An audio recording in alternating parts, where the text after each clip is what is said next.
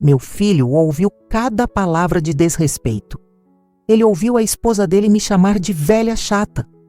E mesmo assim decidiu que a culpada era eu. Ele olhou para mim como se eu fosse o problema, como se eu merecesse aquilo. Eu não sabia que aquela injustiça ainda ia revelar uma verdade que ninguém esperava. E se fosse você? O que sentiria se seu próprio filho acreditasse em uma mentira antes de acreditar em você? Eu acordei naquele domingo com uma sensação estranha no peito, como se meu coração estivesse tentando me avisar de algo. Mesmo assim, respirei fundo, tomei meu café preto com pão amanhecido e me esforcei para acreditar que seria um dia de paz. Família reunida, almoço simples, conversa leve. Era tudo o que eu queria. Aliás, tudo o que eu sempre quis. Meu filho, Daniel, havia me convidado para almoçar na casa dele. Ele disse que a carne já estaria no fogo quando eu chegasse e que a Lara, minha nora, tinha preparado tudo com carinho. Eu quis acreditar. É o que mães fazem.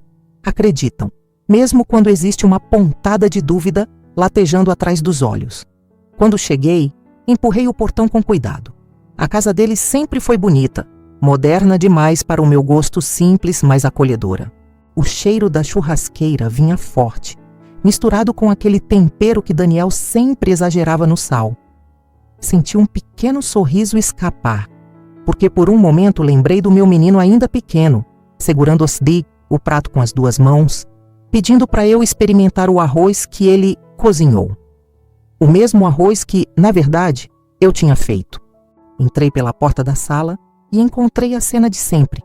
Daniel cuidando da grelha, concentrado, e Lara sentada à mesa do lado de dentro, mexendo no celular, sem levantar os olhos.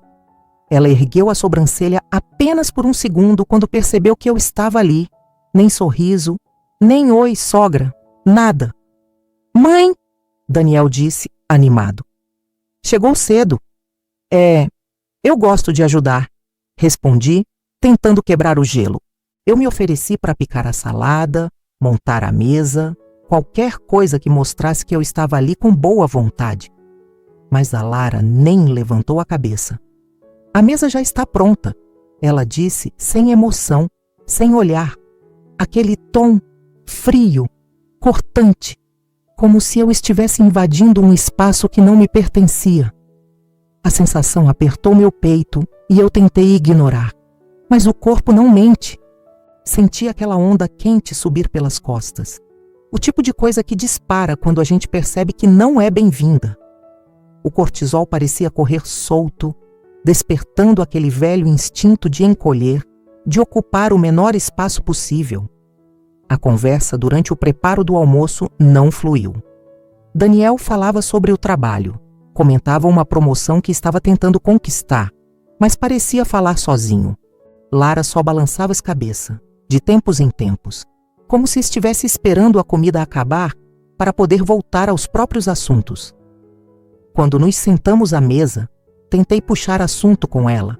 Era algo simples, sobre a decoração da sala, que estava diferente. Você mudou os móveis de lugar? Ficou bem bonito, comentei, sincera. Ela soltou um "ah", como se estivesse fazendo um favor. E eu senti aquela pontinha de vergonha queimando meu rosto. Mas ainda assim, continuei tentando. O Daniel comentou que você fez um curso novo sobre design, não é? Deve ter sido interessante. A Lara bufou. Não riu. Não respondeu com simpatia. Bufou. Não foi nada demais, murmurou. E eu nem sei por que todo mundo acha que precisa comentar isso. Eu, todo mundo, eu, a intrusa, eu, a velha, tentando me manter presente na vida do filho. Senti meu estômago embrulhar, mas continuei comendo em silêncio, porque mães aprendem a engolir coisas piores do que comida. O almoço seguiu assim.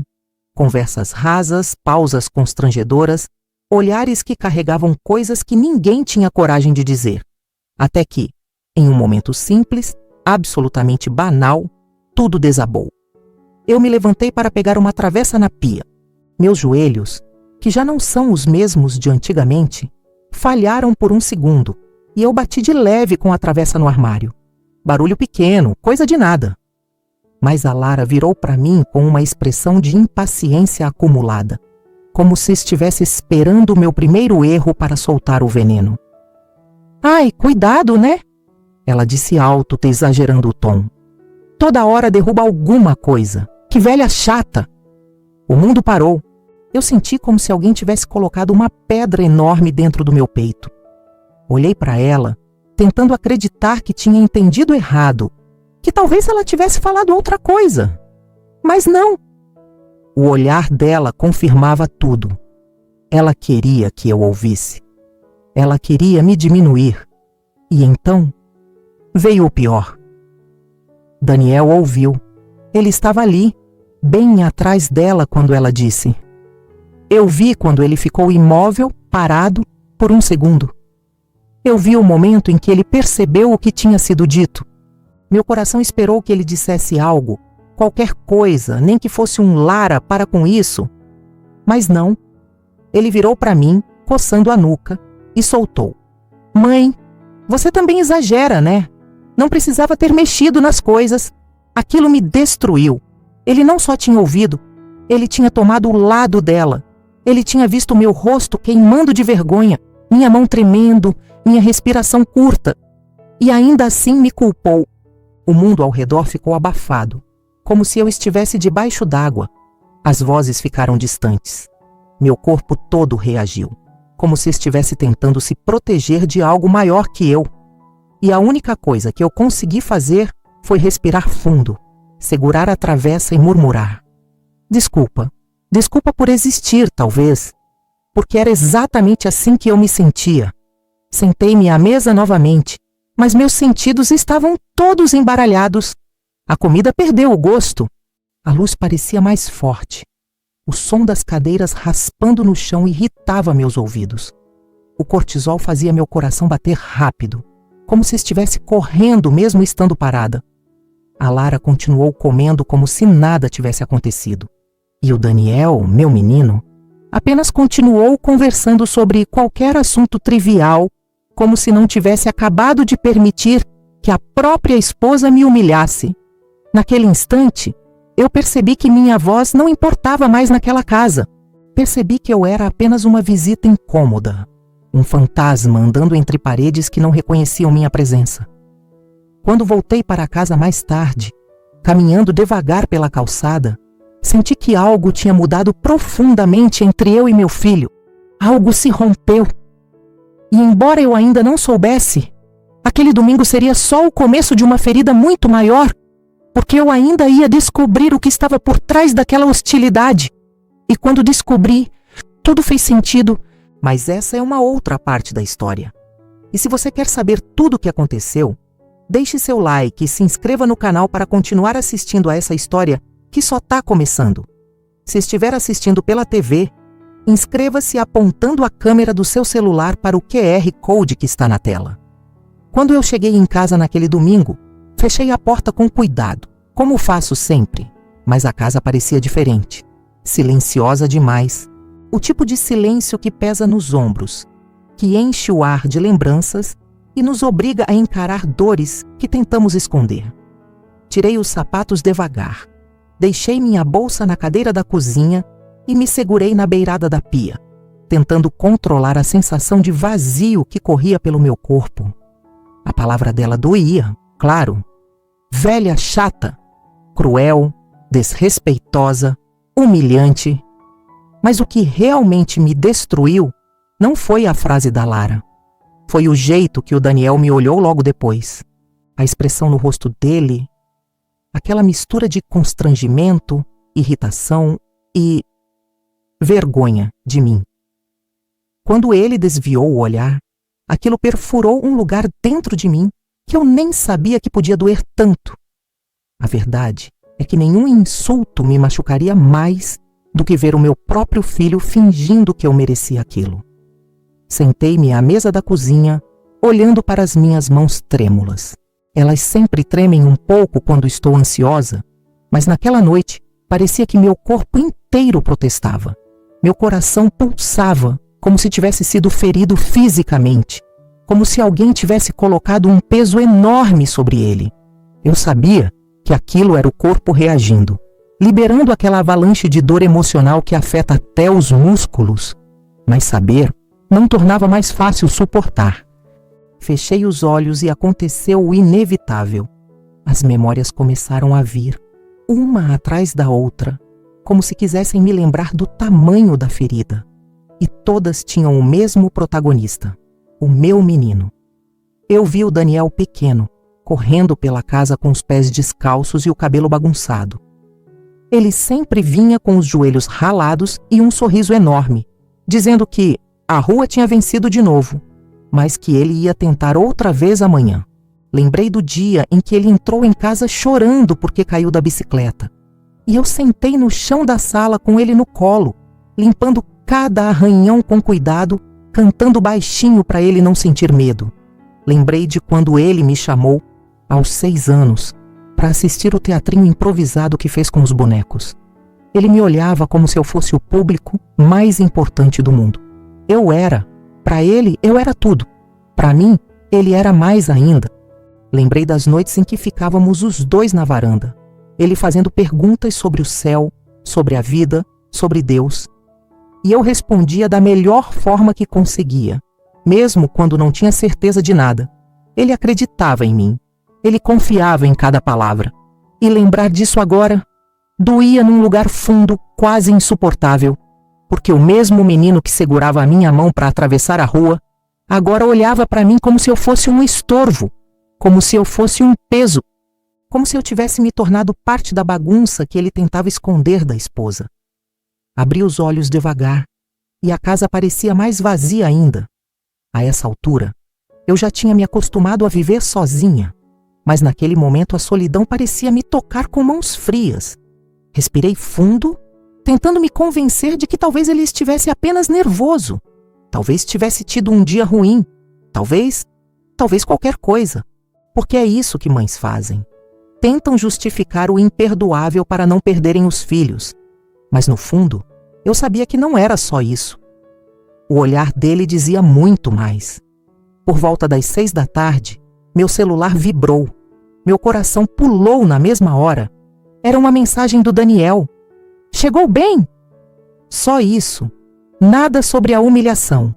Nada sobre a palavra jogada como uma pedra. Nada sobre o fato de que eu tive que pedir desculpa. Desculpa. Por algo que não fiz. Respondi apenas: cheguei sim. Fiquem bem. O celular ficou em silêncio depois disso. E o meu coração também. Mas não o tipo de silêncio tranquilo. Era aquele silêncio que incomoda, que atravessa a pele e se aloja lá dentro, fazendo tudo parecer cinza. Coloquei água para ferver, como se uma xícara de chá pudesse acalmar o furacão que ainda se agitava dentro de mim. Me sentei no sofá com a caneca entre as mãos, buscando algum conforto, mas cada pensamento voltava para o mesmo ponto, o olhar dele. O jeito que ele me culpou, como se eu tivesse provocado, como se eu tivesse acordado naquele domingo disposta a causar confusão. Eu queria gritar, queria chorar, queria bater na mesa e perguntar: desde quando você acha que eu não presto? Desde quando você acredita mais naquela moça do que em mim? Mas eu não gritei. Eu nunca grito. Aprendi, com a vida, a engolir dores para manter a paz, né? Talvez por isso tanta gente ache que pode me machucar sem consequências. Terminei meu chá ainda quente, mas a garganta parecia seca. Levantei, lavei a caneca, enxuguei com o pano de prato e a coloquei no armário. Cada gesto era mecânico, quase automático, como se eu estivesse tentando dar utilidade para as minhas próprias mãos, só para evitar que tremessem mais. A noite caiu aos poucos, escurecendo a janela da cozinha. Liguei apenas a luz fraca da sala, aquela lâmpada amarelada que sempre me dá a sensação de lar. Mas não funcionou naquele dia. Nada funcionava. Peguei uma foto antiga que eu guardo na estante. Era o Daniel ainda pequeno, sentado no meu colo, com um sorriso torto e 2 dentes faltando. Eu olhei para aquela imagem por minutos intermináveis. e algo dentro de mim apertou com força. Como explicar a sensação de perder alguém que ainda está vivo? Como explicar esse corte silencioso, que não sangra por fora, mas destrói por dentro? Encostei a foto no peito e fechei os olhos. Eu não queria perder meu filho.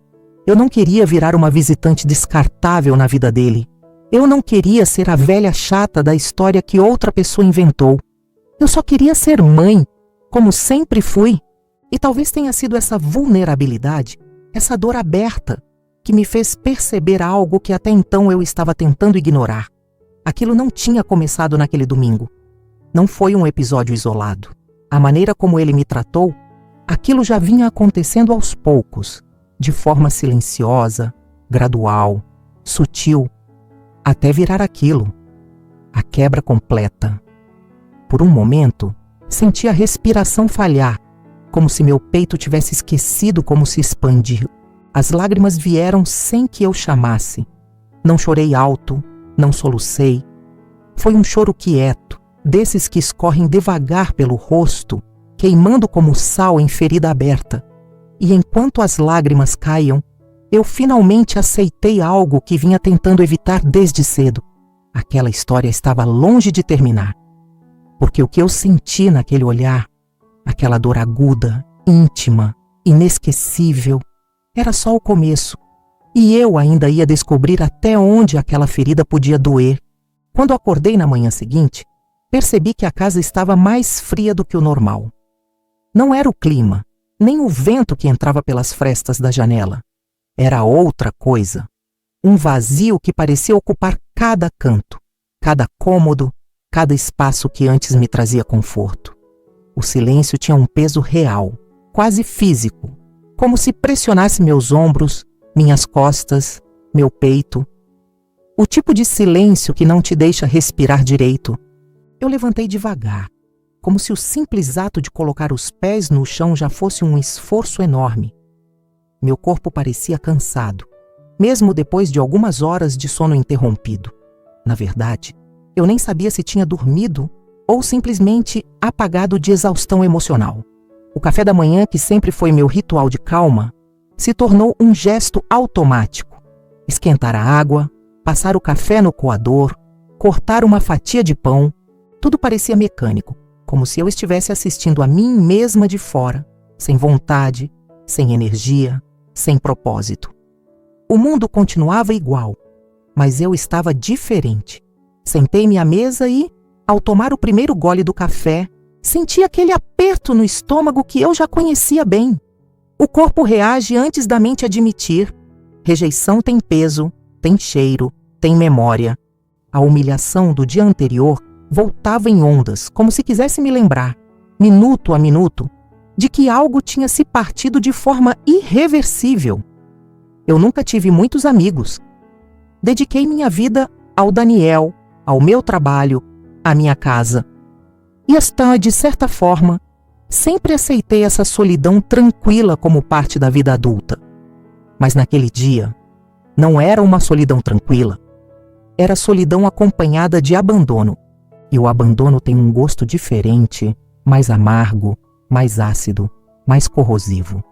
Enquanto bebia meu café, fechei os olhos e a cena se repetiu, nítida como se estivesse acontecendo naquele instante. O momento em que a Lara me chamou de velha chata e o olhar do Daniel, gelado, distante, como se eu fosse culpada por existir. Aquilo atravessou meu peito como uma faca invisível. E o silêncio que ficou depois foi a parte mais difícil de suportar. Resolvi lavar a louça só para ocupar as mãos. O barulho da água batendo no alumínio, que antes me acalmava, parecia agora ecoar pelas paredes, fazendo tal vazio aumentar. Eu me sentia pequena, muito pequena, como se o mundo tivesse diminuído ao meu redor e eu estivesse presa em um lugar onde minha voz já não tinha valor. A rejeição doeu em mim de um jeito que eu não esperava. Eu sempre imaginei que, por ser mãe, de alguma forma o vínculo entre nós fosse indestrutível. Mas naquele domingo, eu senti algo se romper, como se um laço que eu levei décadas para construir tivesse sido cortado com um estalar de dedos. E a dor? A dor não era só emocional, era física. Estava nos meus músculos, na minha respiração curta, na pressão que subia e descia sem aviso, no peso nas pálpebras. Peguei meu celular por reflexo, como quem espera uma mensagem que possa remendar algo, mas a tela estava vazia. Nada do Daniel, nada da Lara, nada de ninguém. Apenas aquele brilho frio, acusando o silêncio do lado de lá também. A ausência dele doía quase tanto quanto o olhar da véspera. Guardei o celular na gaveta porque o simples ato de vê-lo em cima da mesa me deixava aflita. Eu não queria admitir que esperava uma ligação, mas esperava. Uma explicação, uma tentativa de diálogo, qualquer coisa que mostrasse que o vínculo ainda existia. Mas nada veio. Fui até a varanda da frente, tentando respirar ar fresco. Me sentei na cadeira de ferro, que arrasta um pouco quando encosta no chão. O som daquele arrastar sempre fez parte da minha rotina, mas naquele dia ecoou como se estivesse me lembrando da minha própria velhice. Uma velhice que eu sempre aceitei com serenidade, até que alguém usou ela como arma contra mim. Encostei a cabeça no encosto e fiquei observando a rua. Os vizinhos passavam, as crianças brincavam, alguns carros iam e vinham. A vida seguia, indiferente à minha dor. O sol matinal batia de leve no meu rosto, mas não aquecia. Era como se tivesse uma barreira invisível entre mim e o mundo, algo que eu mesma não conseguia definir. Enquanto eu observava, senti algo dentro de mim se contorcer. Um tipo de ansiedade que me deixava inquieta, mesmo sentada.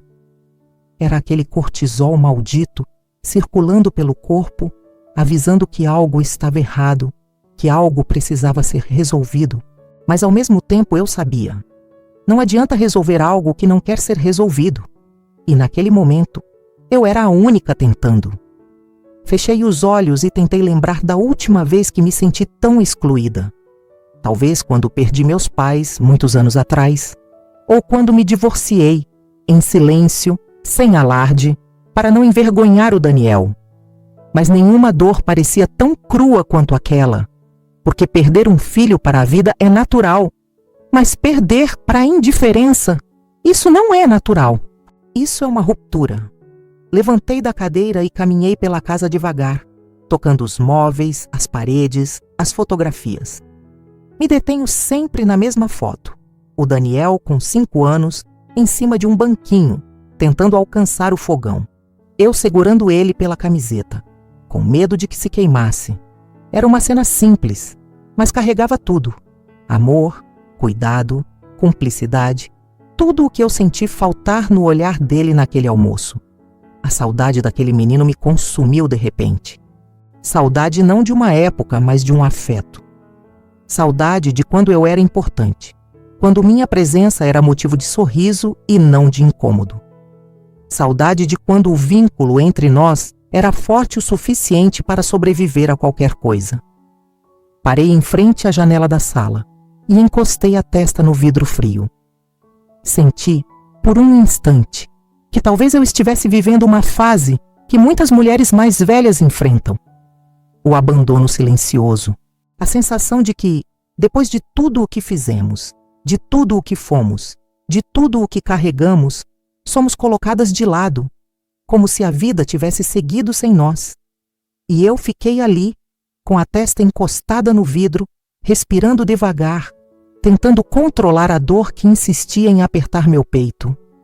Aquele dia pareceu durar uma eternidade, e o silêncio, aquele silêncio assustador, continuava grudado em mim, preenchendo todos os espaços. Mas, mesmo no meio desse vazio, eu sentia que algo estava para acontecer, como se aquele domingo e aquele dia seguinte fossem apenas o começo de algo maior, algo que eu ainda não sabia, algo que podia doer mais, ou finalmente revelar a verdade.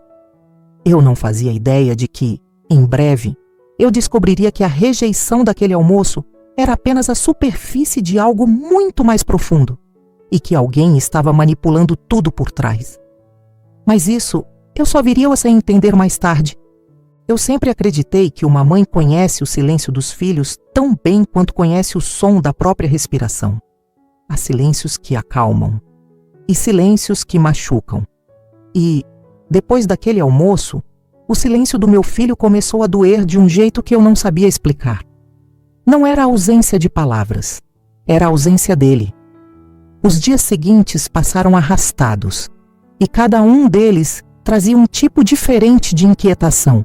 Eu tentava não alimentar pensamentos ruins, mas parecia que minha intuição feminina estava pulando no meu peito, dizendo que algo estava acontecendo às minhas costas.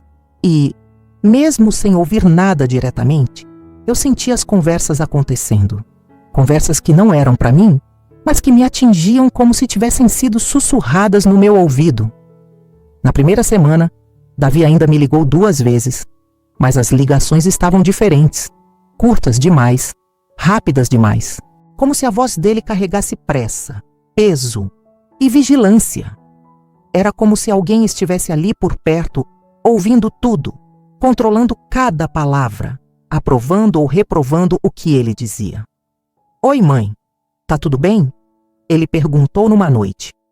"Estou, meu filho. E você?" Respondi, tentando manter a voz firme. Tô bem. Só corrido aqui. É muita coisa, sabe? Mas eu sabia que não era isso. O tô bem veio seco, sem vida. E Davi nunca foi assim comigo." Ele sempre teve aquela voz que abraçava, até nos momentos mais complicados. Naquela chamada, porém, eu senti como se ele estivesse segurando as emoções com as mãos para que nada escapasse.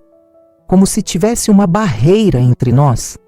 Uma barreira que não existia até a voz da minha nora cortar meu peito com velha chata. A ligação durou 4 minutos e 23 segundos. Sim, eu contei. Quando se tem medo de perder alguém, a gente passa a contar tudo. Na semana seguinte, a primeira visita cancelada aconteceu. "Mãe, hoje vai ser difícil. A gente combinou umas coisas aqui", ele disse com a respiração pesada. "Sem problema, meu filho. Outro dia, então." Mas outro dia não veio. Eu desliguei o telefone e fiquei sentada na ponta da cama, com as mãos cruzadas no colo, sentindo um frio no estômago que parecia um aviso. Eu conhecia esse tipo de afastamento. Lento, progressivo, quase imperceptível, até que se torna um abismo. Por mais que eu tentasse me convencer de que era apenas impressão, eu sentia. Sentia sem precisar ouvir. Porque uma mulher que já viveu muito aprende a identificar quando está sendo empurrada para fora da vida de alguém. As noites seguintes foram piores. Eu me pegava olhando para o celular, esperando tocar. Às vezes achava que tinha ouvido o toque, mas não era nada. Era só meu coração pedindo por notícias. Na 3ª semana, a ligação veio, mas trouxe um tom diferente, um tom ensaiado. "Mãe, a Ana achou melhor a gente dar um tempo nas visitas", disse ele sem rodeios. "Ela achou melhor?" Repeti num sussurro involuntário. Ela acha que você ficou muito sensível aquele dia e não quer mais desgastes. Sensível." A palavra entrou como agulha. Não disse nada por alguns segundos. Só respirei fundo para não deixar minha voz tremer. "Entendi", respondi enfim. Mas eu não entendia. Eu sentia que cada frase dele tinha passado por um filtro. E esse filtro tinha um nome. Depois dessa ligação, minha cabeça não parou. Eu me lembrava do olhar dela durante o almoço. Daquele olhar que parecia querer me diminuir. O olhar de quem queria território, espaço, controle.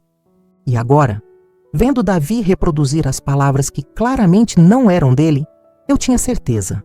Ana estava moldando a narrativa.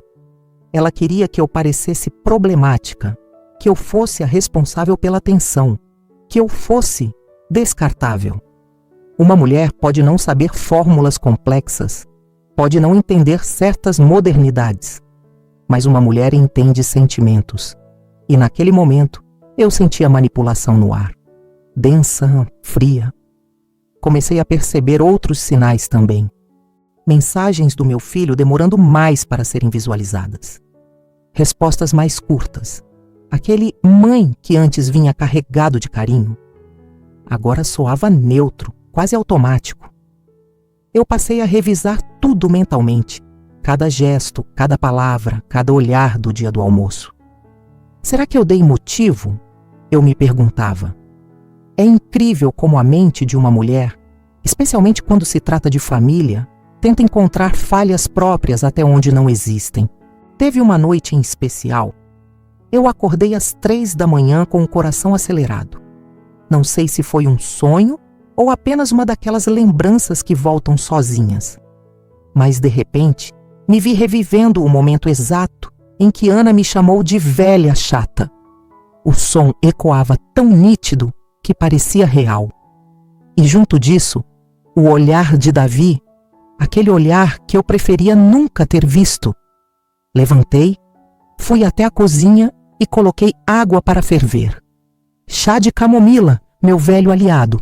Enquanto observava a água borbulhar, percebi minhas mãos levemente trêmulas. A rejeição dói, mas a antecipação da perda dói ainda mais. Era como se eu assistisse de longe a distância se formando, palmo a palmo, enquanto eu ficava parada, sem saber o que fazer. Eu queria chamar meu filho, dizer: me escuta, me olha, me lembra. Mas o medo de ser um peso me calava. A intuição não mentia. Eu estava sendo lentamente apagada. E o pior é que tudo acontecia sem gritos, sem brigas, sem discussões. Era um afastamento silencioso. E silencioso não significa leve, significa calculado. Comecei a me perguntar o que ela dizia para ele quando eu não estava por perto. Que histórias ela contava? Que versões distorcidas fazia ele acreditar?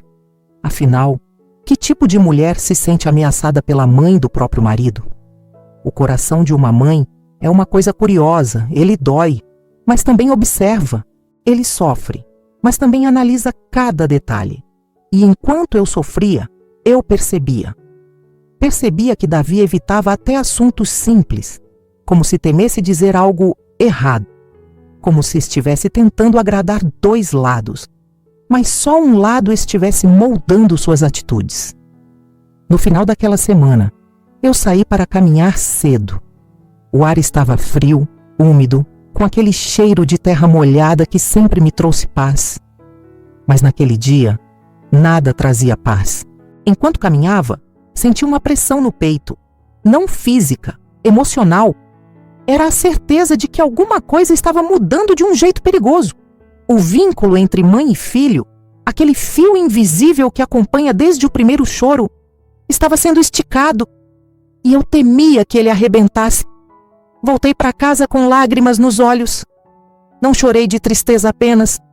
Chorei por pressentir que o pior ainda estava por vir. Porque, no fundo, eu sabia. Quando alguém tenta afastar um filho de sua mãe, isso nunca acaba bem. E eu sentia, sem ouvir, sem ver, que conversas estavam acontecendo. Conversas que me pintavam como culpada. Conversas que estavam formando uma imagem de mim que não era verdadeira.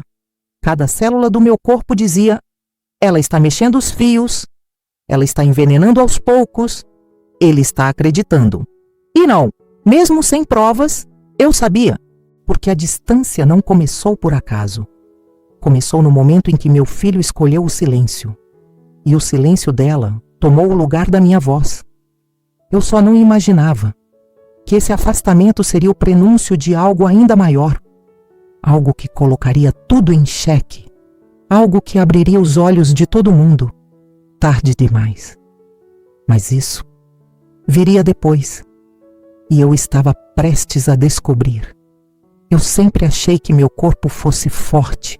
Não forte como essas mulheres que levantam peso ou correm maratonas. Mas forte de vida. Forte de lutas. Forte de quedas e recomeços. Só que, depois de tudo o que aconteceu com meu filho e com a Ana, algo dentro de mim começou a desmoronar. Não era só o coração doendo, era o corpo inteiro gritando. E dessa vez, eu não conseguia mais ignorar. A primeira noite sem dormir veio suave, quase silenciosa. Fiquei na cama, olhos abertos, ouvindo a casa respirar no escuro. O relógio marcava 3 da manhã, quando percebi que não tinha pregado o olho. Levantei, fiz chá, tentei me acalmar. Mas havia um aperto no peito que não aliviava, um aperto preso na garganta, como se eu estivesse tentando engolir lágrimas que se recusavam a descer. No dia seguinte, acordei cansada, mas achei que fosse apenas emocional. É só um dia ruim, pensei. Mas os dias ruins começaram a se alinhar como peças de dominó. Na segunda noite sem dormir, meu corpo já dava sinais de exaustão. Minhas mãos tremiam levemente, como se procurassem algo para segurar. A cabeça pesava e meu coração batia mais rápido do que o normal. Eu tentava me convencer de que era passageiro, mas minha intuição, aquela mesma que percebeu o afastamento do Davi, me avisava: não era.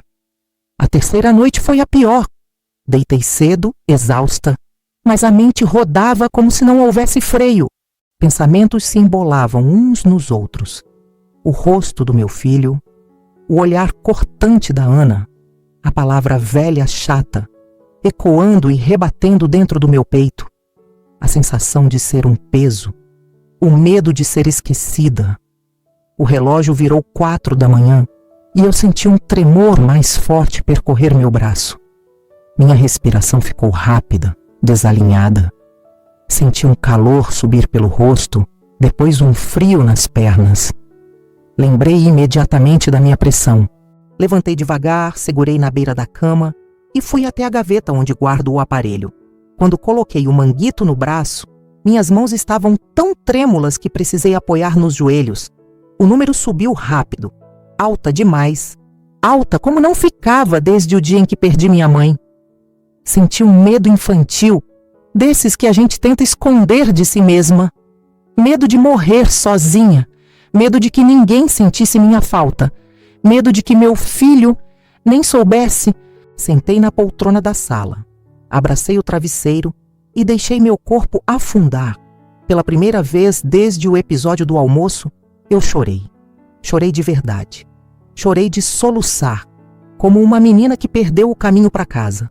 Cada lágrima parecia carregar semanas de silêncio, de humilhação, de rejeição. O corpo é sábio, e o meu estava dizendo que já tinha passado do limite. Na manhã seguinte, acordei com a sensação de estar vivendo dentro de um sonho pesado. Meu rosto estava quente, cabeça latejando. Tentei levantar e minhas pernas fraquejaram. Não é possível, murmurei, tentando me apoiar na mesa. Fui até o espelho e me assustei.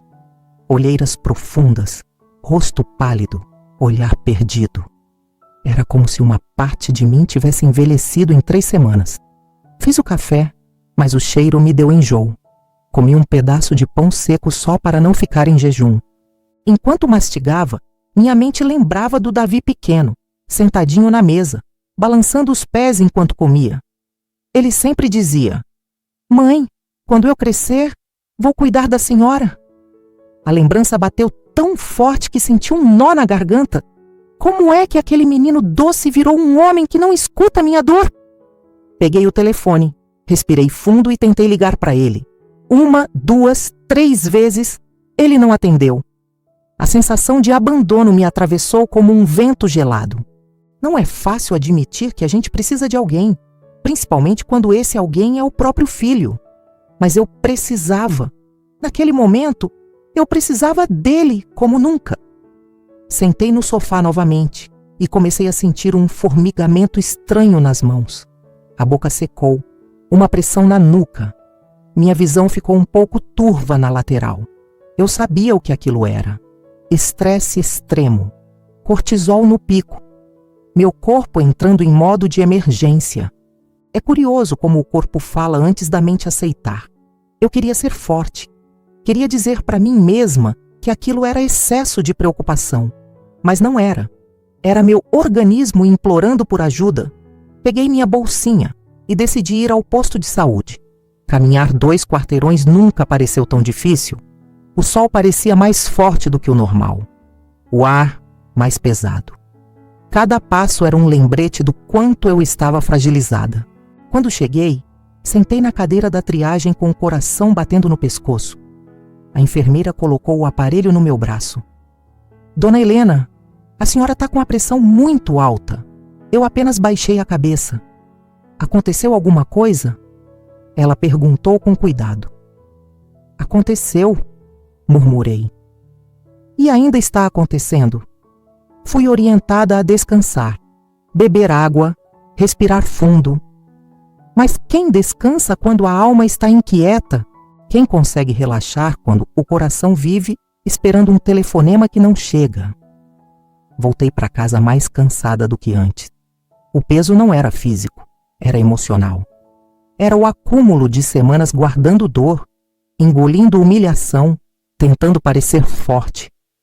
Quando cheguei, deixei a chave cair na mesa e sentei no chão. Simples assim, no chão frio da sala. Senti a frieza das lajotas nas costas da mão e aquela sensação de que eu estava diminuindo por dentro, como se alguma parte de mim estivesse sendo arrancada. Fechei os olhos e respirei. Respirei com a força que ainda tinha. E, pela primeira vez, admiti para mim mesma, eu não estava apenas triste, eu estava doente. Meu corpo estava reagindo ao abandono, ao estresse, ao medo constante. A saúde da gente avisa. A minha estava gritando. E no fundo, eu sabia que aquilo não ia parar ali. Sabia que algo ainda maior estava por vir. Sabia que o afastamento do Davi tinha uma causa. E que essa causa ainda ia se revelar. Mas o que eu não imaginava é que meu corpo seria o primeiro a sentir o impacto da tempestade que estava prestes a começar. Eu estava sentada na varanda naquela manhã, tentando deixar o sol aquecer um pouco minhas dores, quando ouvi meu nome ser chamado pelo portão. A voz era familiar, mas distante, como se pertencesse a alguém que eu não via há tempo demais. Levantei devagar, ainda com o corpo pesado da noite mal dormida, e me aproximei. Era a Cláudia, esposa do meu sobrinho e vizinha da rua de baixo. Uma mulher sempre atenta, dessas que observam o mundo com um silêncio profundo, mas que só falam quando percebem que é realmente necessário. O tipo de pessoa que nunca traz fofoca, só verdade. Ela segurava a bolsa com força, como se organizasse coragem ali dentro. Tia Helena, posso entrar um minuto? Meu coração deu um pulinho estranho dentro do peito. Claro, minha filha. Entra, entra. Conduzia-a até a sala, ainda tentando ignorar aquela sensação de que alguma coisa séria estava prestes a acontecer. Ela sentou na ponta do sofá, inquieta. O modo como ela olhava para mim me alertou na hora. Aconteceu alguma coisa? Perguntei com a voz cautelosa. Ela respirou fundo, juntou as mãos e disse: aconteceu sim. E eu acho que a senhora precisa saber. Naquele instante, meu corpo inteiro despertou, como se a adrenalina tivesse sido despejada nas minhas veias. Minhas mãos começaram a formigar. Minha respiração acelerou. Era às vezes a mesma sensação que antecede uma queda. A gente sente antes de cair, Cláudia continuou. Eu estive com a minha mãe ontem, e ela ouviu uma conversa na padaria. Ela hesitou. Uma conversa sobre a senhora. Minha nuca ficou quente. Sobre mim? Sim. E não era nada bom. Meus joelhos amoleceram. Sentei devagar. Pode falar, minha filha. Eu já ouvi tanta coisa nessa vida. Que mais me resta ouvir? Ela aproximou o corpo, baixou a voz, como se o que estava prestes a dizer pudesse machucar ainda mais se fosse dito alto demais. A Ana, sua nora? Ela disse para algumas pessoas que a senhora a insultou primeiro naquele almoço. Eu senti como se alguém tivesse dado um tapa no meu rosto. Meu coração bateu tão forte que eu quase ouvi o som dentro da cabeça. O quê? Minha voz falhou. Eu insultei ela? Cláudia assentiu com uma expressão de pesar. Ela disse que a senhora a chamou de ingrata e de interesseira, e que foi por isso que ela explodiu.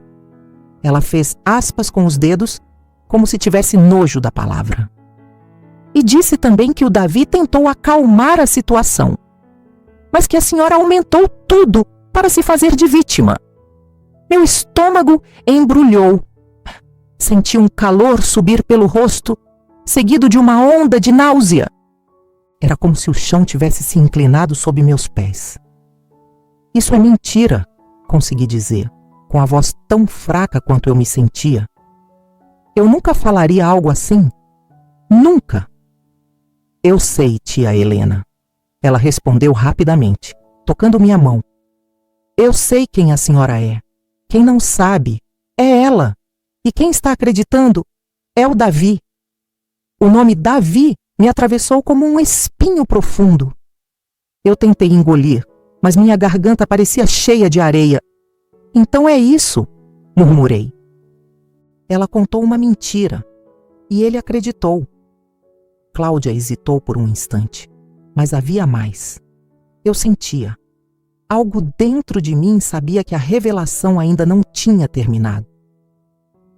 Tem outra coisa, tia Helena, ela disse, pousando os olhos no chão, como se tivesse receio de continuar. Meu peito se apertou. Pode falar? Ela respirou fundo. A Ana também disse que a senhora tentou colocar o Davi contra ela, que fez comentários maldosos pelas costas, que disse que ela não servia para ele. O ar sumiu dos meus pulmões. Eu levei a mão ao peito. Era como se meu coração tivesse encolhido dentro dele mesmo. Eu? Minha voz saiu num sussurro quase infantil. Eu nunca falei nada disso. Nunca. Eu sei, tia, ela repetiu. Mas tem gente que acredita e sabe como é. Palavra dita em rodinha cresce, ganha força, vira verdade na boca de quem quer causar. Senti minhas mãos suarem. Meu corpo inteiro parecia pulsar de uma forma dolorosa, como se cada batida do coração empurrasse mais um pouco daquela indignação pela minha corrente sanguínea. Meu pensamento foi direto para o Davi, para todos os silêncios recentes, para as palavras rápidas, para as visitas desmarcadas, para o tom ensaiado, para o dar um tempo. A ficha caiu como uma pedra gigantesca. Ele estava se afastando porque acreditava na mentira dela. Meu Deus, murmurei, com a voz embargada. Ela colocou palavras na minha boca e fez meu filho acreditar que eu estava tentando separar os dois. Cláudia apertou minha mão com força. Sentia. Ela está fazendo isso. E não é de hoje. Meu corpo parecia ter sido invadido por uma onda de adrenalina tão forte que minhas pernas tremiam sem controle. Minha respiração ficou rápida demais. Eu precisava de ar, precisava levantar, precisava andar. Fiquei de pé, mas imediatamente senti o mundo girar. Segurei na beirada da mesa. Cláudia levantou junto.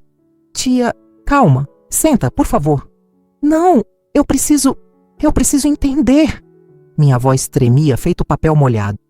Por quê? O que eu fiz para ela? Nada. Eu nunca fiz nada. Cláudia suspirou.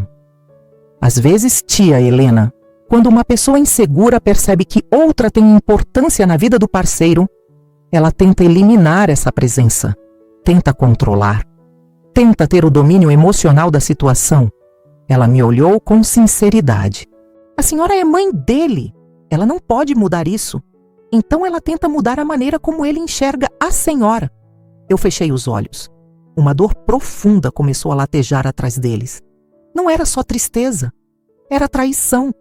Era choque. Era a sensação de que algo dentro de mim estava sendo arrancado à força. Ela está fazendo ele me odiar. Murmurei, quase sem voz. Não sei se odiar, Cláudia disse com cuidado. Mas duvidar, sim. E isso machuca do mesmo jeito. Eu não consegui responder. Fiquei ali, sentada, encarando o nada, tentando organizar dentro de mim aquela avalanche de informações. Cada frase de Cláudia parecia acender um clarão dentro da minha cabeça, iluminando tudo o que eu não queria ver. Os silêncios, as desculpas, a falta de ligações, os cancelamentos, o afastamento emocional. Tudo fazia sentido agora. Sentido cruel, sentido doloroso. Eu nunca imaginei, sussurrei. Nunca imaginei que ela fosse capaz de algo assim. Cláudia balançou a cabeça. Eu também não. Mas tem gente que usa mentira como arma, e ela usou contra a senhora. O silêncio que se seguiu foi pesado, sufocante. Eu respirava com dificuldade, como se o ar tivesse ficado mais denso. E então, em meio ao meu choque, uma única pergunta surgiu na minha mente, clara como água. Se ela mentiu para os outros, o que será que ela contou para o meu filho? Essa pergunta se agarrou ao meu peito como uma mão fria. E naquele instante, eu soube. A revelação que eu acabara de ouvir não era o fim. Era só o começo da verdade que eu precisaria enfrentar. Porque se Ana conseguiu manipular uma rua inteira, o que será que ela fez dentro da minha própria família? E o que viria depois? Seria ainda mais devastador. Eu estava sentada à mesa, com uma xícara de chá que já tinha perdido o calor, quando ouvi batidas fortes na porta. Meu coração deu um sobressalto imediato. Não era o tipo de batida de alguém que vem resolver um mal-entendido com calma. Levantei devagar, sentindo aquele velho peso nas pernas e um aperto no peito que já reconhecia como sinal de que algo ruim estava por vir. Quando abri a porta, lá estava o meu filho. Mas não era o homem que eu criei. Era uma versão distorcida, rígida, com o maxilar travado e o olhar duro. Precisamos conversar, ele disse, entrando sem esperar que eu o convidasse. Eu apenas fechei a porta devagar. O cheiro da casa, um misto de alecrim e bolo que eu tinha assado mais cedo, parecia fora de lugar diante da tormenta que ele carregava no rosto. Filho, eu... comecei, mas ele levantou a mão, mandando-me calar. E ali, só esse gesto já me feriu mais do que qualquer palavra poderia. Ele se encostou na mesa, cruzando os braços como se estivesse diante de uma inimiga. Olhas, mãe, não dá mais para continuar desse jeito. A frase veio seca, cortante. Eu senti a garganta fechar, o cortisol queimando por dentro, como se meu corpo inteiro tivesse sido avisado de um perigo real. E era. O perigo estava ali, diante de mim, com o rosto que eu embalei quando bebê. Que jeito, meu filho? Perguntei baixinho. Ele respirou fundo, como se estivesse prestes a repetir falas decoradas. Você está se fazendo de vítima. A Júlia já me contou tudo. Tudo, mãe. Meu estômago virou. Era isso. Eu já sabia, pela vizinha, que minha nora tinha inventado algo sobre mim, mas eu não sabia qual versão torta ela tinha contado ao meu filho. Não sabia a profundidade do estrago.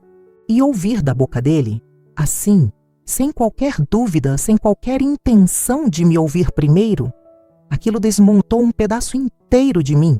Me contou o quê? Minha voz saiu trêmula, mas eu segurei firme no encosto da cadeira. Ele não hesitou.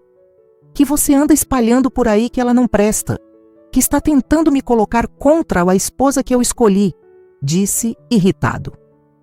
Que você vive insinuando que ela não cuida direito das crianças, que você faria tudo melhor, que você não aceita que ela é a mãe dos seus netos. A cada frase, eu sentia como se ele estivesse jogando pedras nas minhas costas. Não porque eram acusações graves, mas porque ele acreditava nelas. Ele acreditava, sem me olhar nos olhos, sem me perguntar, sem me ouvir. Eu nunca disse nada disso, respondi, finalmente deixando escapar a dor que eu vinha segurando nos dentes. Você me conhece? Você sabe que eu jamais faria uma coisa dessas. Mas ele balançou a cabeça, impaciente. Não começa, mãe. A Júlia não tem motivo para mentir. A frase caiu entre nós como uma bomba. Eu, a pessoa que o colocou no mundo, que ficou noites acordada cuidando dele, que dividiu o pouco que tinha, que abriu mão de tudo. Eu, aparentemente, tinha 1000 motivos para mentir. Mas minha nora, a mulher com quem ele estava há poucos anos, não tinha motivo algum. Então eu tenho? Perguntei, sentindo a voz se desfazer, escorrendo como água pelos dedos. Eu teria motivo para te prejudicar, filho. Ele desviou o olhar, mas não respondeu. E o silêncio dele doeu mais do que qualquer palavra. Eu respirei fundo, tentando manter a calma. O cortisol pulsava, minhas mãos suavam, e eu sentia aquele velho tremor que aparecia quando eu era pressionada demais. Mas eu me mantive de pé. Eu sei que ela te disse algo, continuei. Mas você precisa entender que talvez ela tenha entendido errado, ou... Ele riu. Um riso curto, incrédulo, arrogante. Entendido errado? Mãe, por favor! E aí veio a frase que partiu o único fio que ainda me segurava de pé. A Júlia é muito mais racional que você. Eu recuei um passo. Era a primeira vez em toda a vida que meu filho me colocava abaixo de alguém daquele jeito. Não como comparação, mas como desvalorização. Eu sentia algo dentro de mim quebrar. Não um osso, não um músculo. Foi uma rachadura no vínculo, no que eu acreditava que era inquebrável. Então é isso que você pensa de mim? Perguntei, quase em sussurro. Ele esfregou o rosto com as mãos. Eu tô cansado, mãe. A gente não aguenta mais lidar com suas crises, suas cobranças, seu jeito de se meter em tudo. Você precisa entender que nós temos a nossa família agora, a nossa vida. A palavra nossa, dita com tanta exclusividade, me colocou do lado de fora de tudo, como se eu fosse um objeto antigo que ocupa espaço demais. Eu nunca me meti, respondi, respirando com dificuldade. Eu só tento ajudar quando vocês pedem. E quando não pedem, eu fico no meu canto. Você sabe disso. Ele não contestou. Apenas repetiu, como se estivesse lendo um roteiro. A Júlia disse que você sempre acha defeito nela, que vive julgando. Eu fechei os olhos. Lembrei da última vez que fui à casa deles, e minha nora tinha queimado o arroz. Eu apenas disse, acontece, minha filha, cozinhar é treino. E ela ficou estranha, quieta. Agora tudo fazia sentido. Ela distorcia, transformava qualquer frase em ataque. E meu filho engolia tudo sem mastigar. Você acredita mesmo que eu faria isso? Perguntei, encarando-o. Acredita que eu tentaria destruir seu casamento? Ele hesitou por um momento. Por um instante, eu vi o menino que ele foi. O menino que me pedia colo quando tinha pesadelos. O menino que chorava quando eu dizia que estava esgotada do trabalho porque não queria que eu sofresse. Eu vi esse menino, mas ele foi embora rápido demais. Eu não sei, mãe, respondeu. Sinceramente, eu não sei mais do que você é capaz. E foi aí. Foi exatamente nessa frase que algo em mim despencou. Foi quando percebi que não era apenas influência da esposa, era escolha, era negligência emocional, era distância, era cegueira voluntária. Então você não me conhece, respondi, finalmente. Não como eu pensei. Ele ficou em silêncio. O tipo de silêncio que não pede desculpas. O tipo de silêncio que apenas confirma que ele estava pronto para me deixar para trás. Eu só vim aqui para pedir que você pare, disse, por fim.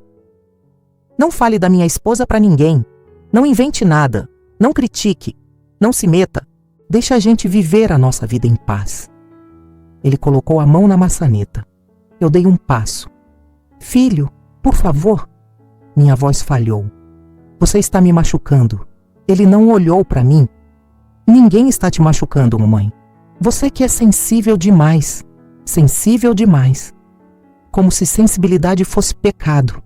Ele abriu a porta e saiu, sem um beijo, sem um abraço, sem um eu te amo, sem nada.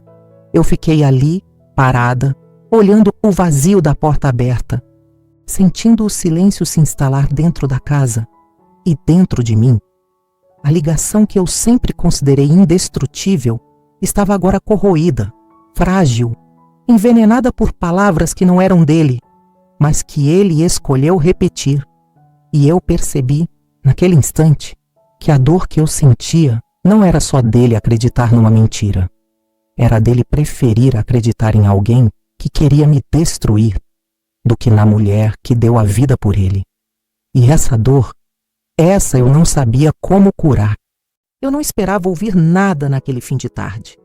Depois da conversa com o meu filho, meu corpo inteiro estava em estado de alerta, mas a casa parecia silenciosa demais, como se tentasse me acolher no seu próprio vazio.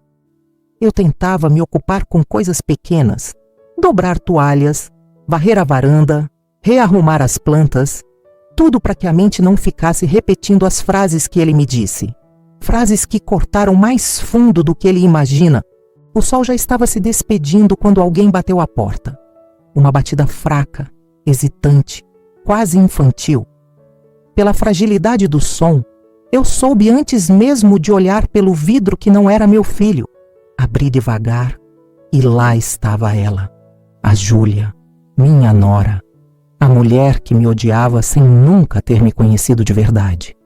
A mulher que plantou mentiras sobre mim dentro da cabeça do meu próprio filho. A mulher que me fez ouvir que eu era sensível demais, problemática, metida. Mas naquele fim de tarde, ela não parecia a mulher segura e controlada que sempre se apresentava. Seu rosto estava inchado, manchado de lágrimas secas, o cabelo preso às pressas, a roupa amarrotada e as mãos trêmulas agarradas à barra da blusa. Eu não sabia para onde ir, ela disse com a voz fragmentada. Por um instante, eu pensei que estava sonhando. Ela nunca vinha à minha casa sozinha? Nunca. Sempre mantinha distância. Sempre me olhava com aquela mistura de julgamento e desprezo educado. Mas agora ela era outra pessoa. O que aconteceu?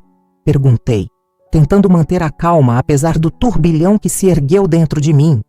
Ela respirou fundo, balançou a cabeça e, finalmente, os olhos se encheram de lágrimas de verdade. Não aquelas que parecem calculadas para manipular alguém. Eram lágrimas que escorriam sem permissão. Eu não consegui falar com sua filha, nem com ninguém. Eu tentei o Lucas, mas ele não atende. E eu não tenho ninguém, só você. Ela desabou, com um soluço contido que parecia mais um pedido de socorro do que uma confissão. Minha primeira reação foi o impulso materno, aquele que não morre, mesmo quando tentam arrancá-lo de você. Aquele que sobe antes mesmo de você entender o que está acontecendo. Abri a porta por completo e fiz sinal para que ela entrasse. Ela hesitou, como se estivesse ultrapassando uma linha que ela mesma tinha desenhado para nos separar. Mas entrou. E quando entrou, eu vi suas pernas fraquejarem. Fechei a porta e a levei até o sofá. Sente-se, disse, com uma firmeza que eu mesma não sabia que ainda tinha. Ela sentou-se como quem se entrega, apoiando-se nos próprios braços para não cair. E então, ela contou. Não tudo de uma vez. Veio aos pedaços, como alguém que tenta juntar lembranças enquanto elas se desfazem. Eu passei mal hoje, começou com a voz baixa. Uma dor aqui, apontou para o lado do abdômen, forte, fincada, que não me deixava ficar em pé. Começou enquanto eu estava com as crianças. Eu tentei ligar para o Lucas, mas ele estava ocupado. A palavra ocupado veio amarga, quase venenosa, e eu senti um arrepio subir pela minha espinha. Ela respirou fundo, como se estivesse lutando contra a lembrança. Eu caí no chão. As crianças ficaram assustadas. A Clara chorava. O Rafa tentava me ajudar. E eu não conseguia levantar.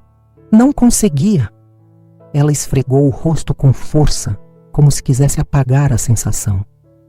Eu aceitei pedir ajuda para a vizinha, continuou.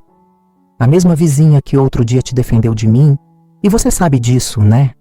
Ela perguntou, com um olhar de culpa que eu não esperava. Eu apenas assenti. Ela me disse que você estava sozinha, que seu filho tinha saído e que talvez... A voz dela se perdeu. Que talvez você fosse a única pessoa que realmente poderia me ajudar naquele momento. Eu senti meu peito contrair por tudo. Pela dor dela, pela ironia do destino, pelo fato de que, no fim das contas, quando a máscara caiu, era a mim que ela precisava. E por que você acha que eu poderia te ajudar? Perguntei, sem acusação nenhuma. Eu queria entender. Precisava entender. Ela me olhou com os olhos marejados e, por um instante, eu vi não a antagonista da minha história, mas uma mulher como eu, carregada de medos, de inseguranças, de sombras que ela não sabia como enfrentar. Porque você é forte, ela disse com honestidade crua. Porque você já passou por coisas que eu sei que destruíram outras pessoas. E você continuou de pé. Por quê? Mesmo quando eu te tratei mal, você nunca levantou a voz. Nunca revidou. E hoje eu precisava de alguém assim. Suas palavras, de tão sinceras, me desarmaram. Eu não vim aqui para que você cuide de mim. Ela continuou, enxugando o rosto. Eu vim porque eu não quero mais viver desse jeito. Eu tô cansada. Cansada de fingir que tá tudo bem. Cansada de competir com uma mulher que nunca competiu comigo. Cansada de sentir que eu preciso te diminuir para existir no casamento. O ar saiu do meu peito, lentamente, doeu. Mas foi uma dor de libertação, não de agressão. Ela respirou fundo. Eu inventei coisas sobre você, confessou. Enfim, não todas. Mas o suficiente. Eu tinha medo.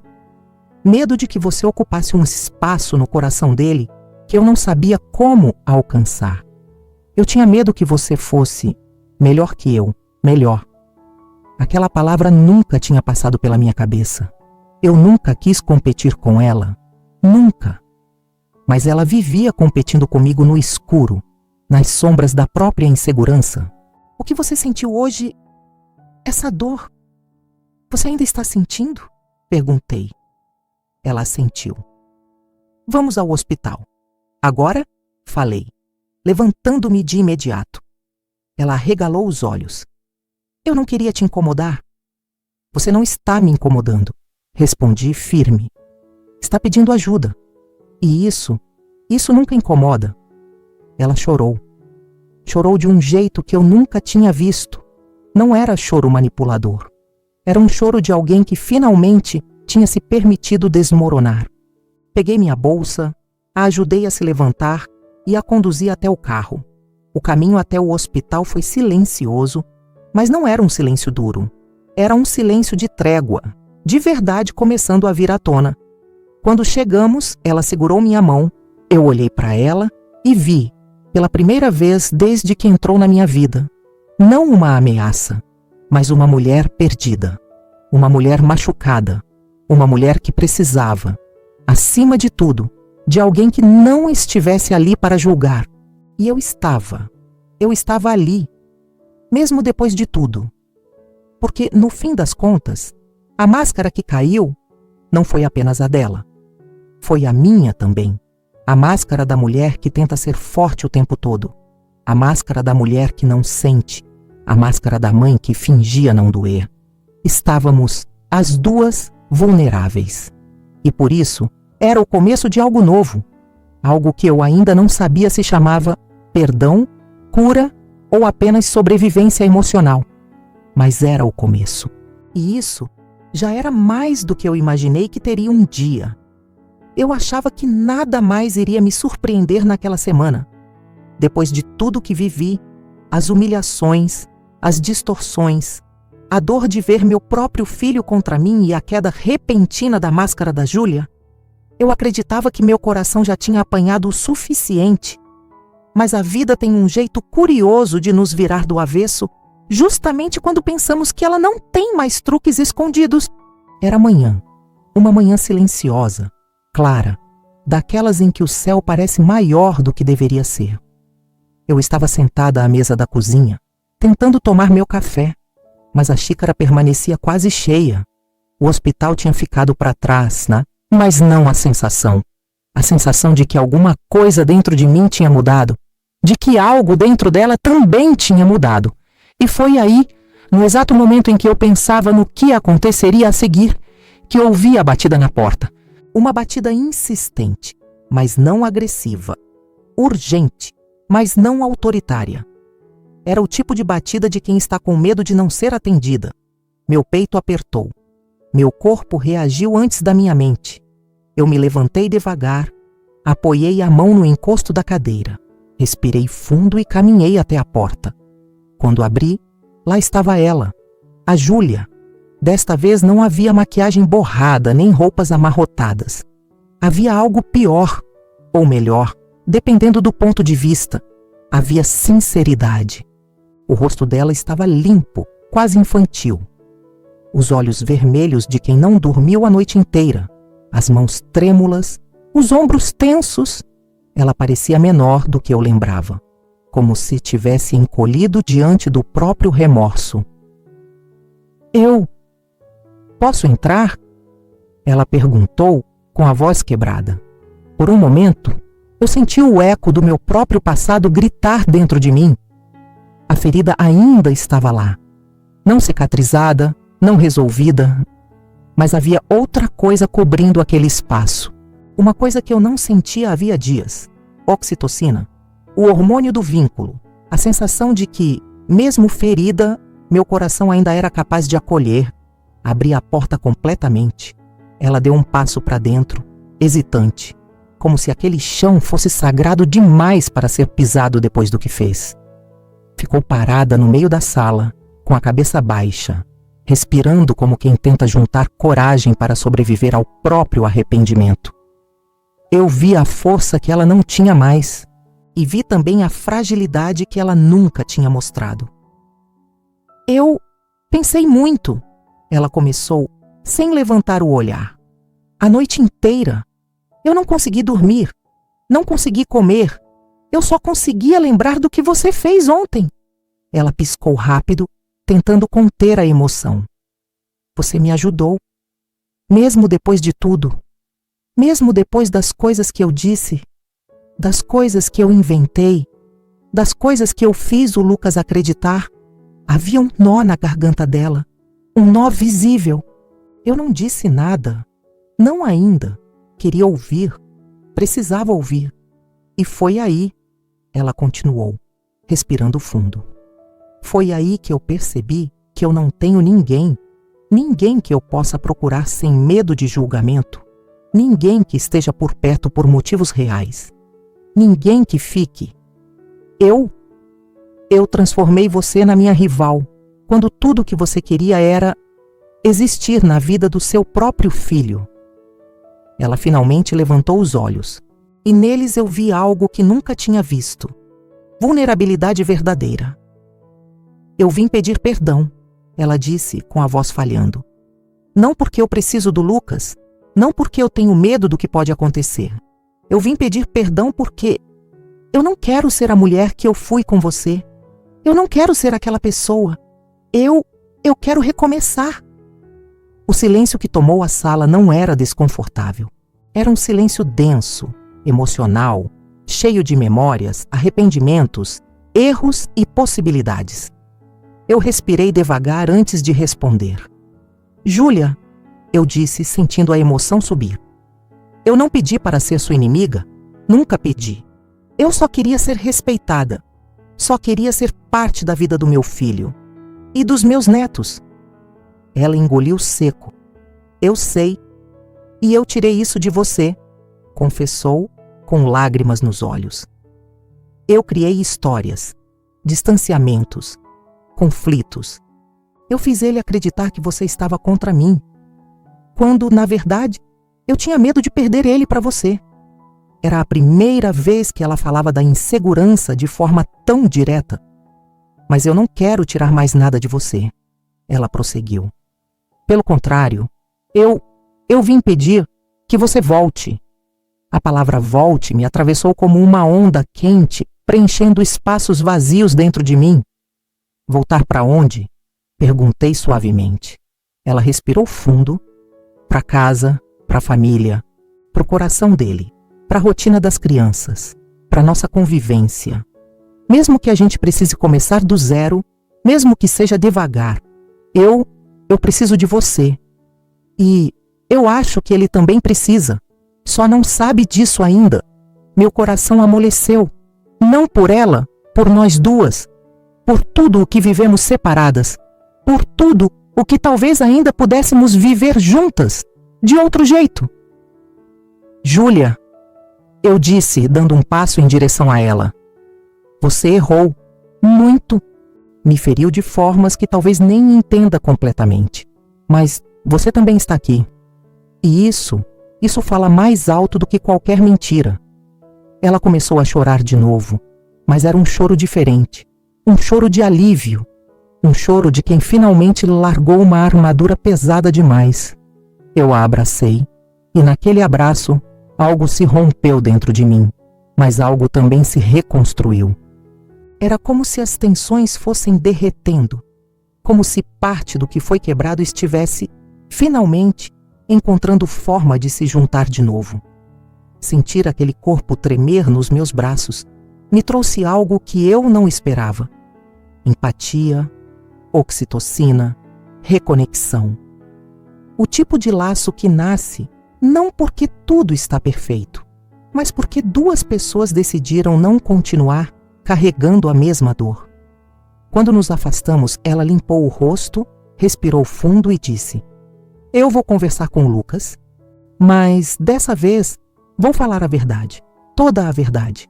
E então, com um olhar mais firme do que o de antes, completou: e eu quero que você esteja lá quando eu fizer isso. Meu coração bateu mais forte.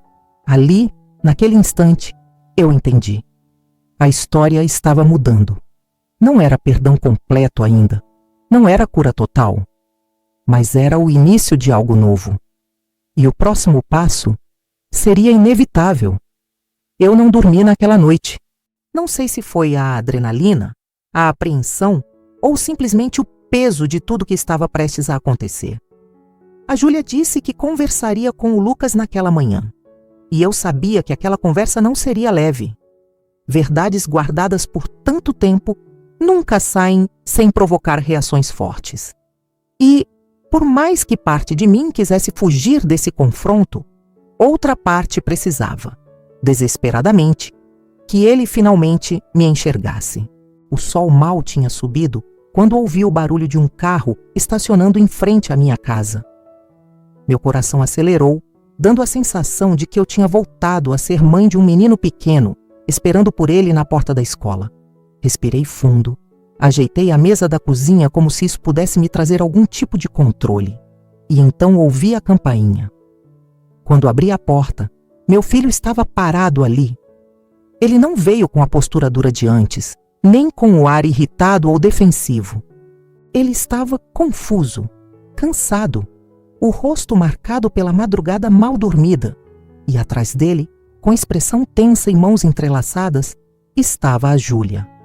Mãe, a gente precisa conversar, ele disse. Eu me afastei para que eles entrassem. Meu peito parecia apertar mais a cada passo que ele dava dentro da minha casa, como se cada passo fosse um pedaço da história que a gente precisava remendar. Sentamos na sala, eu de um lado, eles dois no sofá.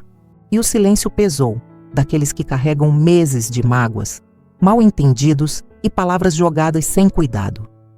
Foi a Júlia quem rompeu o silêncio. Lucas, é melhor eu falar antes, ela disse com a voz baixa, mas firme. Ontem, sua mãe me ajudou. E hoje eu preciso te contar a verdade. Ele a olhou, confuso. Eu podia ver no olhar dele o conflito, preocupação com ela, dúvida sobre mim, medo do que estava prestes a ouvir. Mas ele permaneceu calado, não interrompeu. E isso já era um sinal de mudança. Eu não fui justa com a sua mãe, ela começou. Eu exagerei nas coisas que contei para você. Algumas eu inventei, outras eu distorci. Eu fiz você acreditar que ela estava contra mim, quando eu estava, na verdade, com medo. Lucas franziu o senho. Júlia, do que você está falando? Ele perguntou, num tom de incredulidade. Ela engoliu seco. Eu disse coisas sobre ela que não eram verdade. Disse que ela fazia comentários maldosos sobre mim. Disse que ela criticava nosso casamento.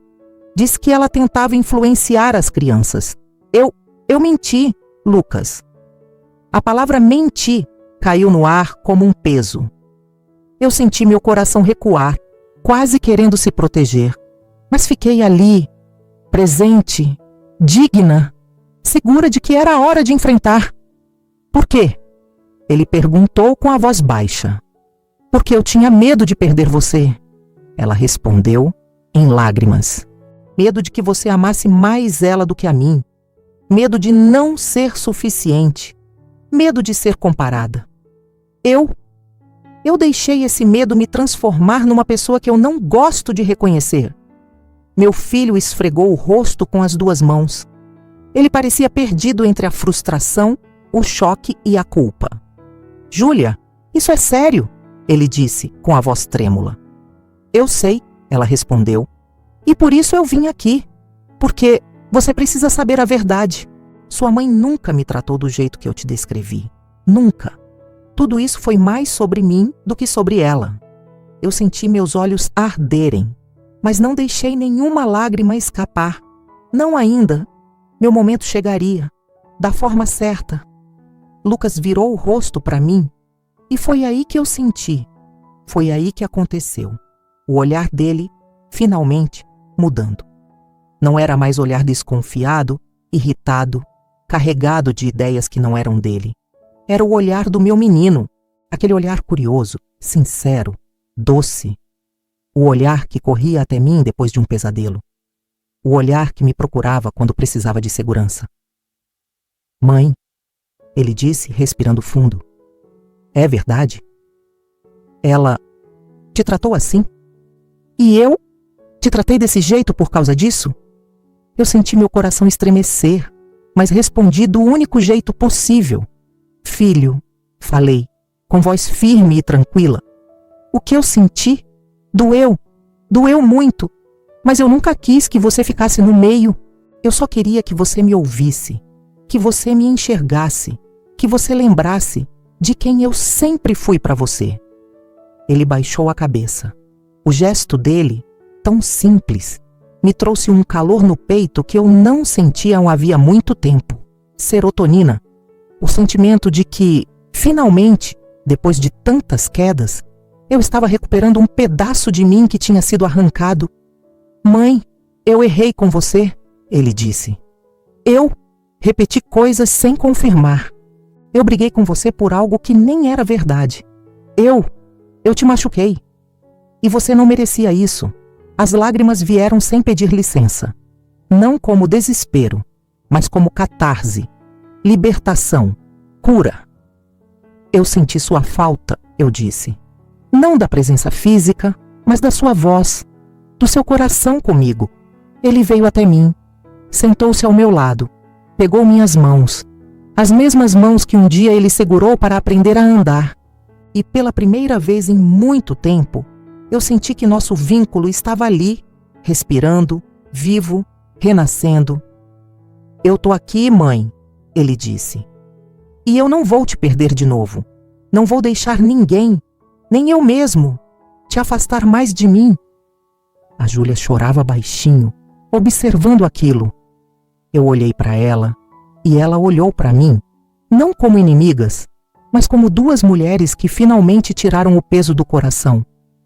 A gente vai fazer diferente daqui para frente, ela disse. Os três. Se você permitir, eu respirei fundo. E pela primeira vez desde que tudo começou, eu senti paz. Eu permito, respondi. Não porque eu era perfeita, não porque tudo estava perdoado imediatamente, mas porque eu era humana, porque eles eram humanos. E porque, no fim das contas, a vida é isso. Tropeços, erros, reparações, recomeços. Meu filho se levantou, me abraçou forte e eu senti aquele abraço percorrer cada camada de dor que eu tinha acumulado. Era como se cada músculo do meu corpo finalmente pudesse descansar. E enquanto ele me segurava assim, entendi. Ele me enxergava, de verdade. Depois de tudo, depois da humilhação, da rejeição, da solidão, ele finalmente me via como sempre fui, a mãe dele. E aquele reconhecimento, valeu cada lágrima, cada ferida, cada queda. Eu não precisava de perfeição, eu precisava de verdade. E naquele dia, ela finalmente veio,